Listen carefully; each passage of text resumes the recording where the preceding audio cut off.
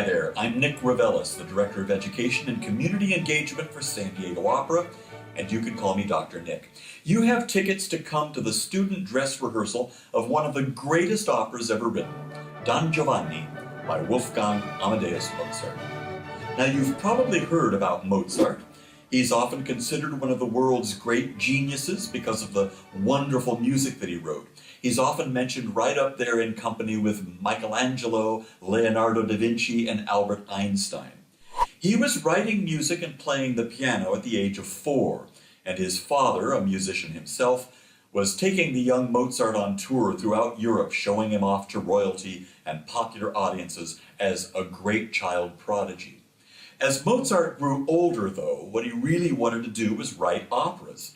And when he was about 11, he wrote his very first one. When he became an adult, that drive to write operas was a desire that just got stronger and stronger. He wanted to tell exciting stories on stage, stories driven by music and the singing of the characters in the story. So in 1780, at the age of 24, he moved to Vienna, Austria, a city that could be called the capital of opera at that time. It was here that he wrote his greatest works, among them the opera Don Giovanni. The story of Don Giovanni is actually really ancient, probably originating in Spanish folklore as the story of Don Juan. The first theatrical version of the story arrived in the 1600s, and it so captured the imagination of playwrights and musicians that many of them wrote their own versions of the story. It was even a puppet play that traveled with a portable stage from city to city, the story being told by hand puppets depicting each of the characters.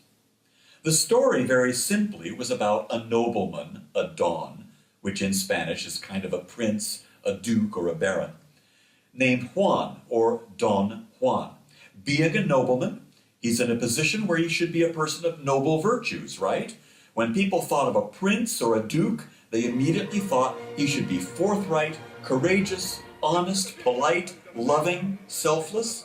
But the character Don Juan was definitely not any of those things. In fact, he's depicted as a terrible, vile person that audiences should take great joy in seeing him get punished at the end of these plays.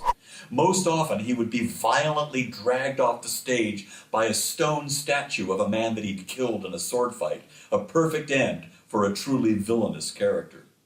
Mozart, though, wanted to update the story, make it more relevant for his time, the 1780s in Vienna. That's because he felt that opera and theater should be a way of putting a mirror up to the audience and saying, this is the way real human beings act. This is how real human beings feel and express themselves. So, Don Giovanni, or Juan, and indeed all the characters in the opera come across as real people, not as mythological or fictional characters. And Mozart focuses on one area of Giovanni's bad behavior, his treatment of women. In the opera, there are 3 women, Donna Anna, Donna Elvira, and Zerlina, and he treats all of them badly. When we first meet him, he's tried to sneak into Donna Anna's bedroom at night, and when she screams, her father wakes up and has a duel with Giovanni to defend her honor. Donna Elvira